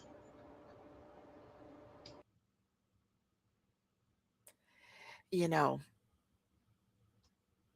I'm a half-ass tell the story of your dog and his original pig. Okay, so so if y'all don't know, Miss Sweet Pea has a bunch of doggos, and she trains Australian shepherds, and they do fancy frisbee things. And this particular guy, Amadeus, who passed recently, so I will forever be sorry for that because he was just a giant ham and just lovely. He had this flat dog toy pig that he cherished for like a decade. This was his baby, and then they get another Australian Shepherd that is a girl, and she's a little bitchy, and ripped its head right the fuck off. And poor Amadeus never got over it. Okay. He just really never got over it. And so Sweet Pea is telling me this story about how he still misses his pig to this day. And so when she showed me a picture of what that pig looked like, I mean, the pig that I made, it does not look like that pig, but it's the same kind of flat. I made a giant baby snuggly for him to do whatever. And he didn't have it 2 minutes, and she sends me this video where he is hugging it and loving on it, and she just sticks her hand somewhere close to it, like, "Can I have it?" And he is full on hell no, guarding that thing with his life, and it was the best thing, and it made my absolute day, and I love that he loved that pig because let's face it, it's not the same, so I didn't really think he would take to it. I was hoping he would, but I wasn't sure that he would, and he's just like, "Oh no, look, I have a new baby," and it was the best thing ever, and it was truly a beautiful thing. It was. He loved that pig. He carried it with him. And this time, no way would Mystique ever be allowed to touch it. He guarded it. It was his. He always had a paw over it. It was just, mine, mine, mine, mine. And, this is just one of my favorite things. And every once in a while, I take it off and give it a hug. So it's just the perfect thing. And I just was, like you said, he was such a ham. He was such a ham with this thing because, I mean, nope, mine, nobody's touching it. How dare you? And just talk about something that he loved, because I swear he knew that, oh, this is because my pig's head was ripped off, and finally, Mom, you did something about it. But he was just so grateful. So, Rack, your thoughts? Oh, that's not me. That's you. That's fine. I mean, who doesn't love a little pig? I mean, my dog sounds like a pig, so I'm down. I'm all about piggies. I have a piggy collection, but I love this. It's also the birth of the anus, because Yes, yes, it is.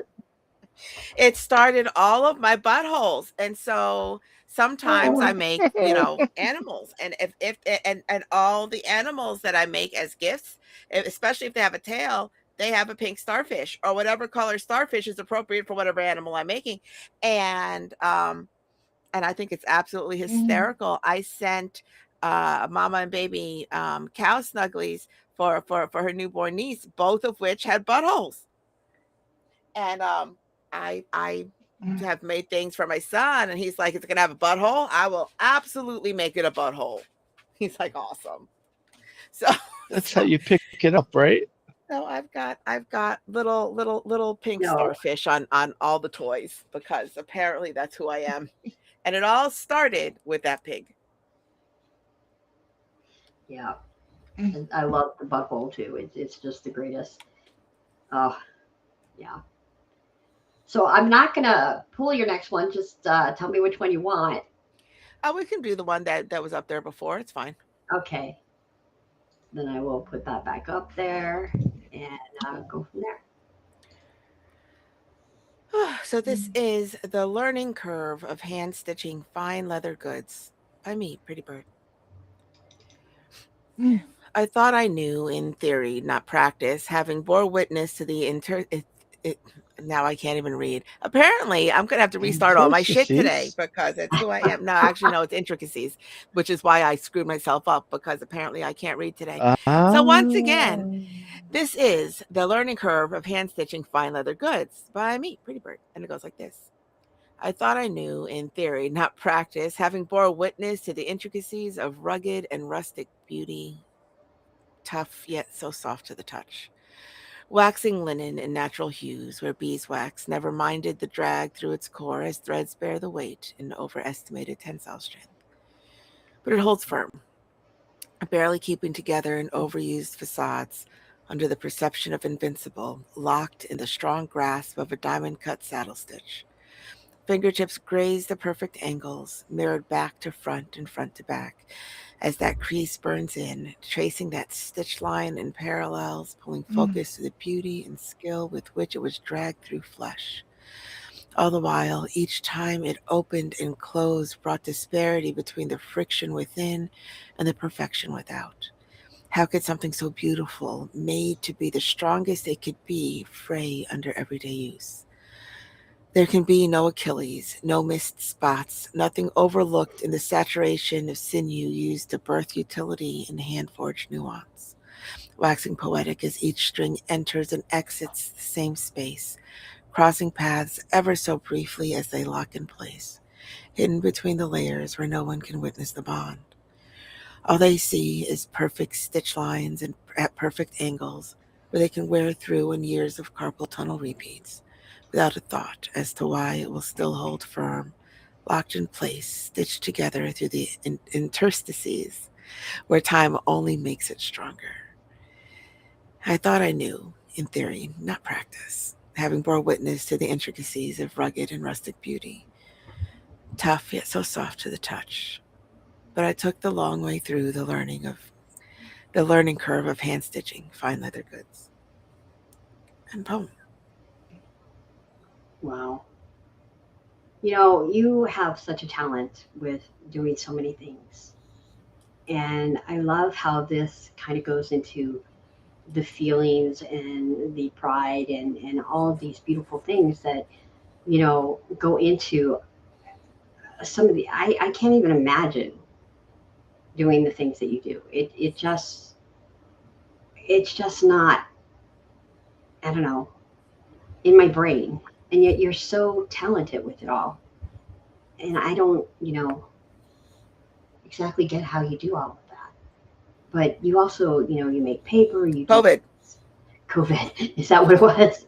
I Yeah, I mean, couldn't move. I couldn't I breathe. I was tethered to my bed. I watched a lot of YouTube. We're good. okay.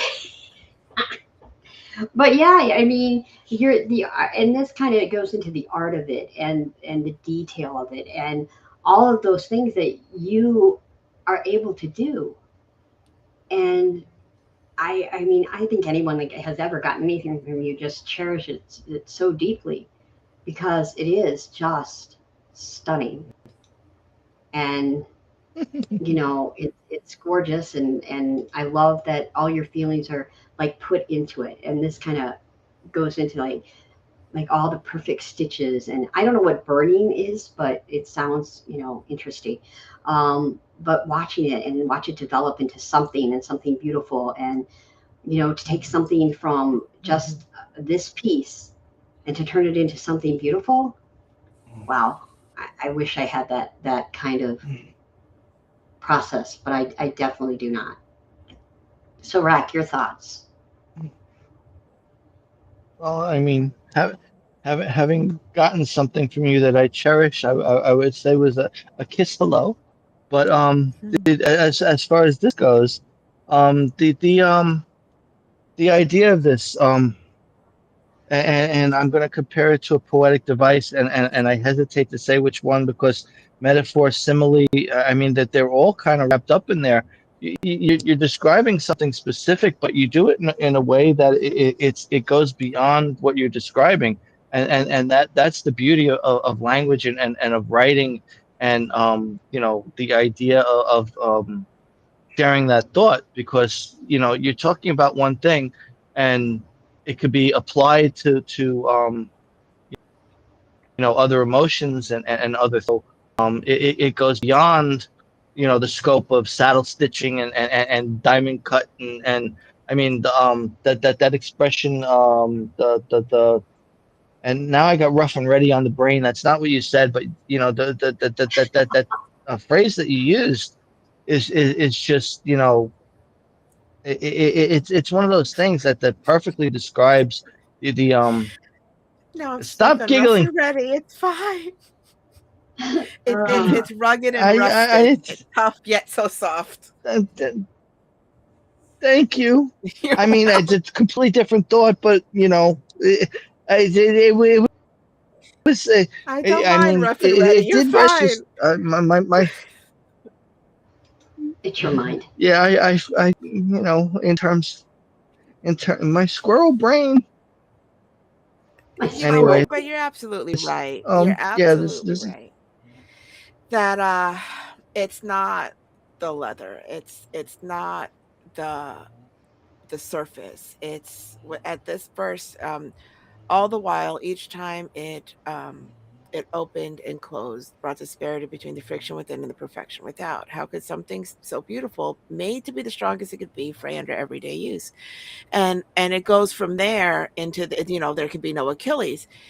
It's very much relationships. It's very much trust. It's very much we are bonded. It's very mm-hmm, much everybody thinks we're perfect, but day in and day out, all the things, sometimes, there are weak spots, and sometimes it needs to be restrung, and sometimes, you have to, you know, make sure the boundary. My dog just passed the fuck out, so excuse her. And sometimes, so it's all the you're absolutely right. And if you ever want to learn to make leather, this is or make anything with leather, this is exactly how you do it. But it's absolutely um relationships. It's absolutely the um oh, the my brain is distracted by freaking snoring. And now she's up. I don't know how she does it. She will snore in 2 seconds and just be like, "Did somebody call me? No, nobody narcoleptic. called you. It's fine." A little bit. And so yeah, so there's something, you know, it's not, I'm not looking for symbiotic. I'm looking for, and it's not, anyway, my brain is sidetracked. But Simile. when people, no, when people spend a lot of time together, there's a certain expectation, and there's a certain flow to the days, or the relationships, or whatever it is, and things get overlooked because they're always there, and there's an expectation. But we have to nurture all the parts. We have to, you know grease all the hinges and do all the things to make sure that it Synergy. doesn't. You have to oil your leather. You have to um, make sure that the wax hold, the, the thread doesn't start to wear through. You have to. There's maintenance that needs to be done. It's so easily overlooked, and so yeah, you're absolutely right. And I appreciate that you saw that. But it's also very much this is how you make a wallet. Or a Oh my saddle, Like the but one but that yeah, no, saddles are like, you need a master class and a whole lot of strength that I will never have, because that is full thickness freaking leather. That is like half inch of, I need forearms like the Hulk to try to pull that shit. So no. I can handle a wallet and a bag.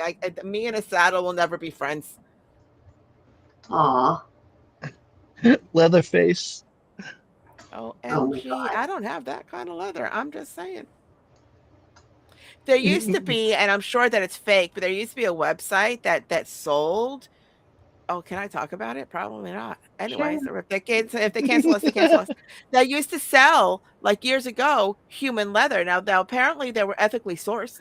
Oh, Like you would, like you can donate your skin, like you can long donate it pig. to science, you can donate to you can donate it to these people, Wow. and they would make you things. And I'm just like, oh Lord, all right, which is funny because I have a story.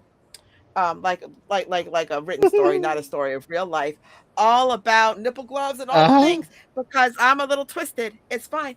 And but yeah, there used to be a place. It's gone now, but apparently you could put in an order and wait to see what gets donated. And I'm just like, why? But why? I'm like, no. I do have some flesh colored ostrich that is real nice that I am going to make a grimoire out of, and and and I will love every moment of making it, and I'm very excited because it was gifted to me, and like this. Um, since I've had such bad luck ordering neck like ostrich neck, because if you order regular ostrich leather, it's Oh, got quill marks, so it's got these lovely bumps on them, which are beautiful. But I need it to look like human skin because I'm going for like the Sanderson sister, skin book, and I can't remember the name of it, but so yeah, so it got picked through by hand. It needs to be flesh toned. It needs to have as little quill marks as possible. And this is what they're making. And trumped up all the excitement that some woman up in the frozen tundra of somewhere um dug through what they had to find me pieces that look like That human fit the skin. description. Yes. oh, I Yeah. need it to look like human flesh. We are not weird. It's fine. And I am so appreciative of it that I okay, no lie, I have all my most of my leathers in the bonus room, and it's kinda sorted. I had that bag of leather, like, between my bed and my night table for months because I every time I looked at it, it just made me happy. So, I'm just saying that is hysterical. I need leather that looks like human skin. Could you imagine? I that is you're not odd. You're not crazy. We all know you. Yeah. it's fine. Yes. I love Bud's comment. Pretty pigs with buttholes. Yes. Yes. Yes. It was. Um, he's making comments on the board about our poems. So he never got cookies from his grandma. He never got anything. But you got your And dad's wallet, so that's something. there you go. Yeah. I mean, I can make you a pig with a butthole. I don't know what you'll do with it, but I can make you one. It's very lovely. I'll have to send Yes. you pictures of the butthole. I have pictures of every butthole I ever made because I'm a weirdo. It's Oh, fine. That's great. you I have think pictures of so. every I made butthole my you ever son. made, Yes, I made the most and, gorgeous and elephant. Yeah. well, you're saying you made your son, so you never mind. You knew where I was going Anyway, without knowing where I was listen, going. leave their buttholes alone. Okay, Yeah. by request, I made an elephant for his girlfriend for Christmas, and no lie, it's the prettiest thing I've ever made, as far as amigurumi goes. And there's a tail, and I can't find a picture of its butthole, so now I have to ask him to see if she's got a butthole because the Oh, elephant with a pink bow and everything, and she's gorgeous. And I would put a picture up here, but oh my God, um, that elephant is it's gorgeous. It just looks like freaking baby gorgeous. Dumbo, and Unbelievably. I and I'm love that hoping she has elephant. a butthole, Oh, but I don't have a picture of it. It's the only thing, the only one that I don't have a picture of, and so I'm hoping that I made one. I put a butthole on everything. I have said butthole more in this show than I think I've said all year long. yeah. I just amazing that whole thing. That elephant is like should be a prize winning somewhere. First place, golden ribbon. I don't know. That thing is it's something to behold. All right, so I have a poem up. It is called Pie Memories by Sweet Pea. The heat of the oven greets the frosted windows, leaving panes weeping as the morning sun begins to peek at the woman, dusted with flour, sprinkled in dazzling specks of diamond sugar. The day had begun at 3 a.m. when my hands dusted an ancient rolling pin, just for tradition's sake. My kitchen was empty, and I stayed lost in its memories. The years had been cruel, losing the woman I loved, placing more fake bouquets in graveside urns, then filling cornucopias with flowers. With skilled hands, I kneaded the dough, careful not to handle it wrong, hearing the whispers from my great grandma. Everybody wants a flaky big, flaky pie crust. Listen to me, my little Ginger. Too many turns will make it burn. I could instantly hear the soft giggle of my sweet grandmother, telling her own mother to leave me be. I wouldn't learn if I didn't burn a few. On my own, I do believe I was only 6 at the time. And the whirlwind of grandmothers and great aunts was chaos wrapped in red lipstick perfection, dressed for a Hollywood red carpet event, and her tight, pointy tits out, dress and kitten heels. My mother owned that kitchen. I was enthralled. Not a blueberry, apple, or cherry pie was out of place. Pieces of fruit laid in satellite perfect patterns. Crisscross lattice rows of dough dare not slip, for they feared the touch of the dragon. I wouldn't even speak of the pies she cooked for the church auction. In the kitchen she was perfection to me, beautiful, a master of her craft, confident and proud, laughing with her friends, all talking secretly about their men. Soft without the hard edges, her touch unaltered and kind.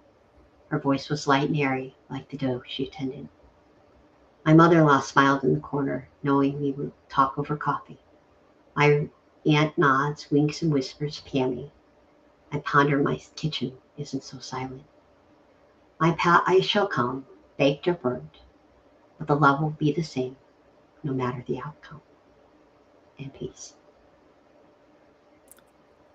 Tight, pointy, tits out dress. I am just loving it because because back in the day, oh, it was all the pointy tits. It was all Madonna. I'm telling you, and and it's the epitome, by the way, of like that 1950s housewife with the dress with the pockets and all the things and little apron. That's what that um uh conjures up in my brain when you're like, tight, pointy, tits out dress, and I'm just like, "Ooh, all right then." Well, for the top because the bottom isn't, but oh, that's exactly what my husband would die. Perfectly happy. But yeah, pies hold a special place in my heart, not because they are my favorite dessert, they are not, but because I'm the only one who makes them. Nobody in my family ever really made a pie. Now my aunt would make a pumpkin pie off of the um carnation label of whatever with the condensed milk. I do not condense milk in my pumpkin pie. So when I was like 13 years old, I went through my grandmother's box of recipes that nobody ever that were right there with the cookie jar behind freaking everything. I had to climb onto the counter because that thing was so high, and our step stool was only so big. I had to climb onto the counter to get that down. My mom fucking yelled at me. I was like, "It is covered in dust," and she's like, "Fine, you want it, you can have it." All right, then. I still have it, and I'm looking through, and I was like, "This is a pumpkin pie." And to this day, I make that pie. It's the one of the only baking recipes I know from scratch, and I, have told it to 2 people. One of them is one of my nieces because she wanted to learn, and the other one was not. And, and then, like, 3 years in, she's like, "Oh, I tweaked it." And I love that she's all excited, and she absolutely loves the way she makes the pie. I like my pie. My pie has won awards. I love my pie. And, and I don't know I okay.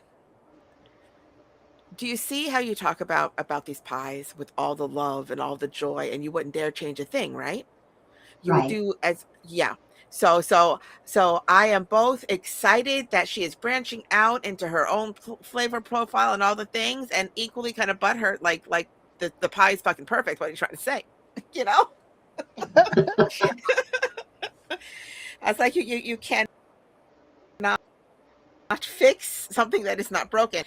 And still get asked for the pie. I said if I show up anywhere with that, I have bribed people with one whole pumpkin pie to take down my entire Christmas. It's like, I'll Oh, bake you a pie, done. Okay. Because mm, I hate putting Christmas away. It is a sad thing and it's tedious. And and I'm talking like my friends' husbands, like a pie just for me, yes. And when they're like they go to their wife and they're like, "You heard her. She said it's mine," and then proceeded to take down all the lights. More, I was like happy to do it. Anytime you want it, a pie, I'm sure that we can work something out. But I love that, and I'm hoping Oh, that as I age, people would actually want to learn those things that everybody asks for, yeah. and they haven't, and I won't force it on them. But it would suck if when I die, we're gonna do like we did to my mom and be like, "Do you remember this recipe and that recipe? And what about this recipe? And what happened to Mamie's caldero, her big rice Pastelas. pot?" And shut up. And do not bring the drama tonight. And because I've got drama. Anyway, and he knows it. You're such an instigator. And so I've got my grandmother's rice pot. I did not ask for it. I never did. Appropriated Um, it. my husband went to visit my mom, and I was talking to my mom earlier that day, and I said, "How do you make arroz con gandules?" Because I'm Puerto Rican, and that's a dish, and I never made it on my own. Although I only ever made it helping my mom.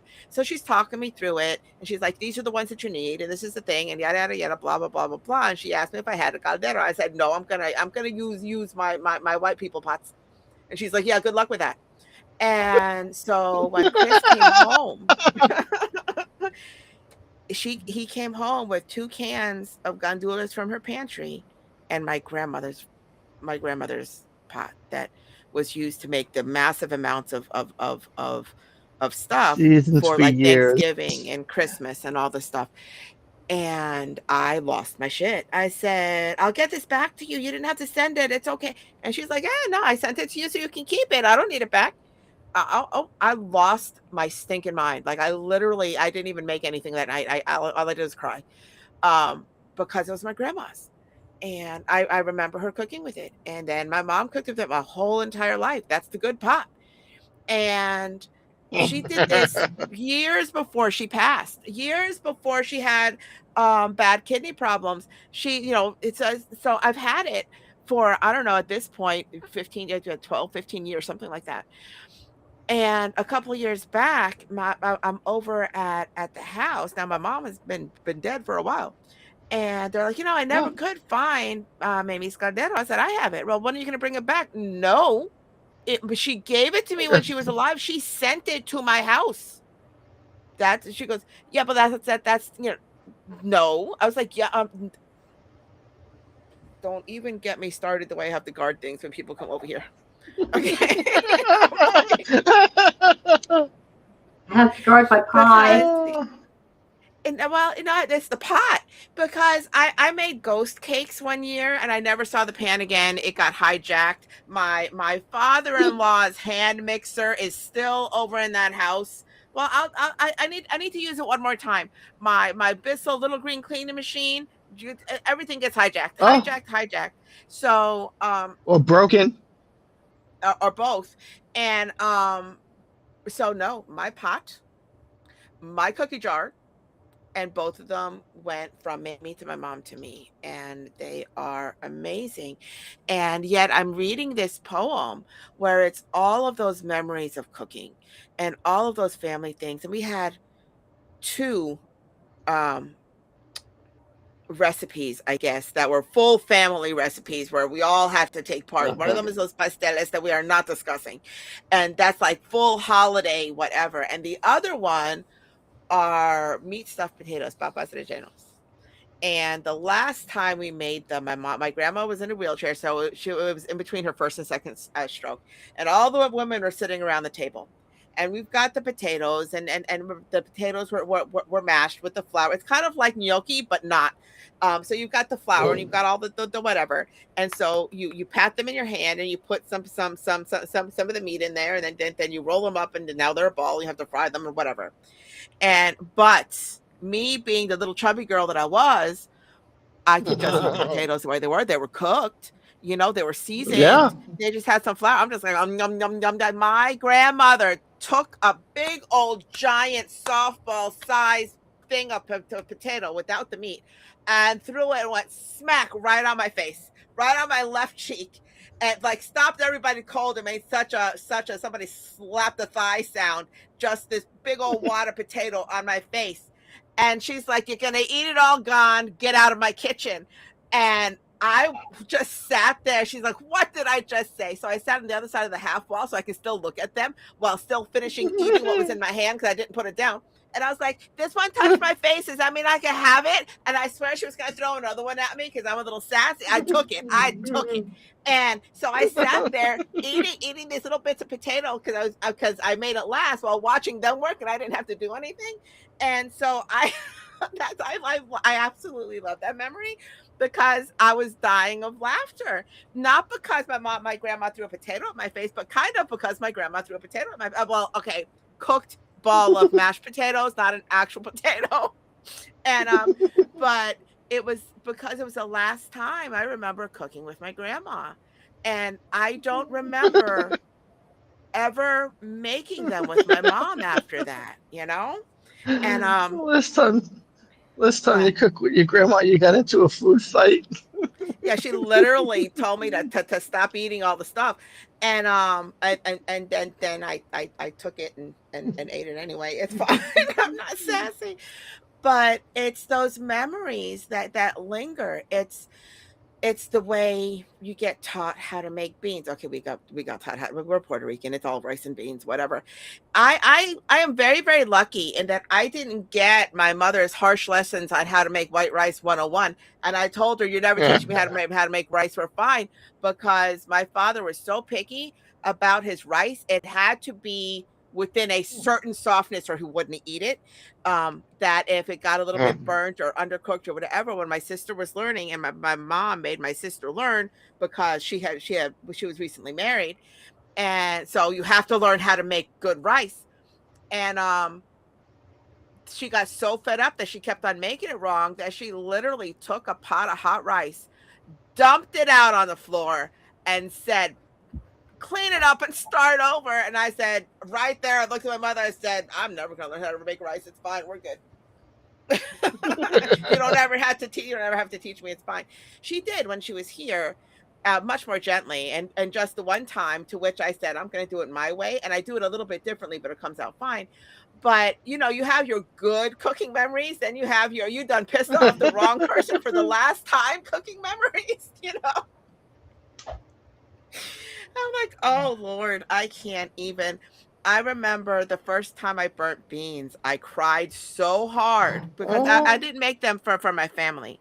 I made them for okay, so I was not yet married, but I made them at where I was living. I didn't make them for like my mom and them, but I burnt the beans and I lost my shit. I was like, I'm gonna be a bad wife because my mom says if you can't make rice and beans, then you're not worth anything as a wife, and all the old fashioned bullshit. And my consolation sounded like this. We're not married, right? I was like, "Gee, thanks, Oh, thanks. I have no hope. Thank you so much." And he's like, "Well, what did I say?" I'm like, "Oh no." And I've only ever really burnt rice or burnt beans twice, but oh yeah, the drama coming with learning from this stuff. But the good memories are amazing, and I'm gonna have good old memories of the pasteles where they always had a little bit of blood in them. I know it sounds disgusting, but we would hand grate like 100 pounds of Yeah. different things, and somebody always got nicked. Or I'm like, oh "I yeah. know nothing, it's fine," and and we used to look And forward to cook. that and dread it at the same time. This assembly line of 8 hours in one day and finger cramps. But when they're gone, you miss it. When you don't realize that the last time was the last time, you missed it. You miss those moments where we're all together, talking loud and being obnoxious and laughing at all the stupid things, and because that's the good stuff.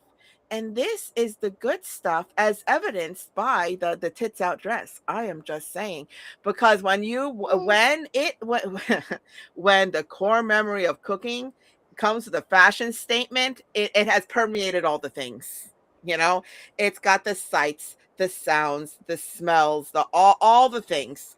And I love that because that memory is never going to go anywhere. And it's a beautiful, beautiful thing.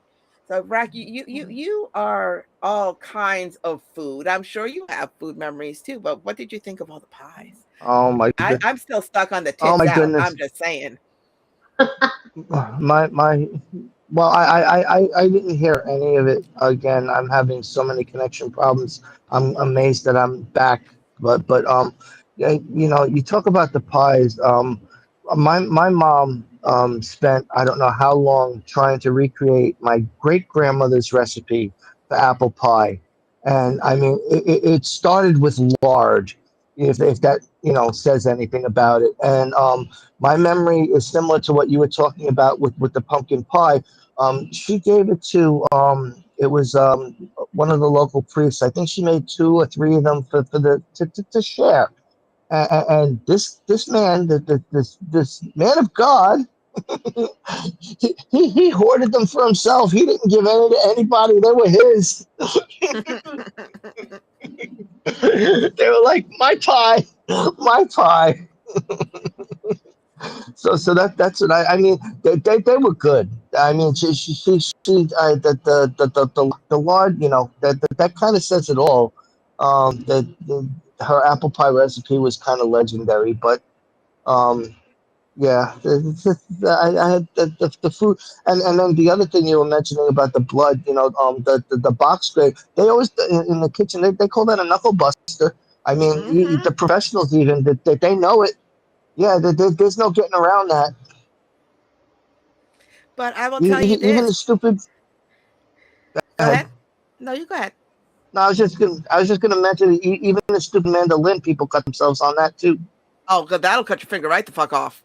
I do Yeah. not use that without the There's holder yeah, because that is some surgical steel. That's just a long scalpel ready to eat your finger. That is not okay. But don't ask me how I know.